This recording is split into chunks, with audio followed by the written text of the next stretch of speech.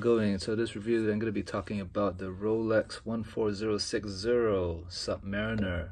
Of course, you know, so a lot of people refer to it as the no date sub, but it's the Submariner, right?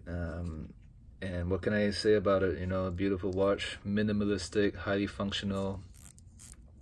It's just time only, and the bezel, right? What more do you need, right? It's a beautiful watch. I have it on the NATO strap.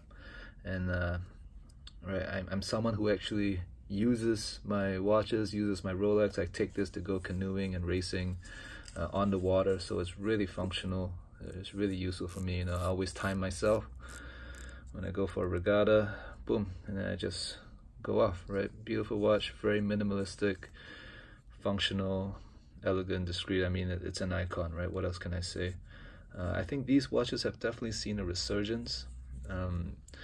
You no longer will find a Submariner as clean, you know, with a dial as clean as this two-liner, right? Even the modern subs, the no date sub, the 14060M, the ceramic one, they all have a lot of text, and it's just, you know, it's pretty, and they're big watches, beautiful watches. However, I like this one because of its simplicity. It's very understated. You know, it's not imposing. People will know it's a Rolex, but they won't really notice it at first. You know, it's a great watch, especially when I put it on the NATO.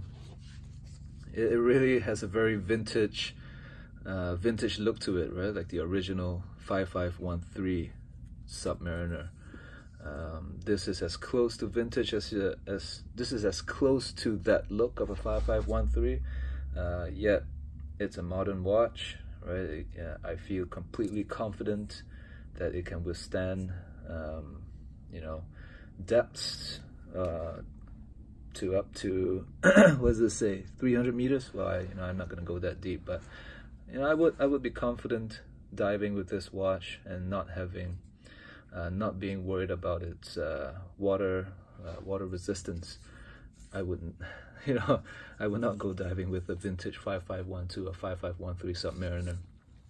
It's and that's the sad thing about vintage Rolexes, right? Is that they have become so precious and so valuable that they, you know, they no longer are able to meet what they were designed for, right?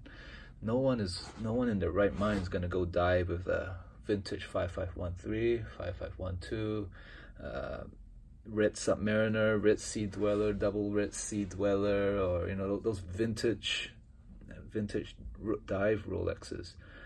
No way, right? And that's a big tragedy, right? Because those watches were made for those purposes, and now they've lost their purpose for the vintage. For the vintage Submariner, which I think is sad. Of course, they're beautiful watches, they're collectible, but that's just the reality of it, right?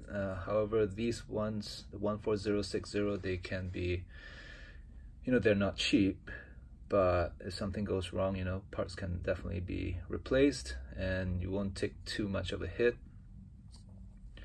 right? However, with a vintage sub, once that dial gets damaged, oh my goodness, that's heartache, right? That would be really painful. So if you really love the look of the vintage sub, the 5512, 5513, but you actually want to use your Rolex, you know, I think this is the way to go. The 14060 is going to be a future classic, future icon, right? Usable, iconic Submariner, the 55 Rolex 14060, no date sub, really beautiful, looks good on the wrist. Let's put it on.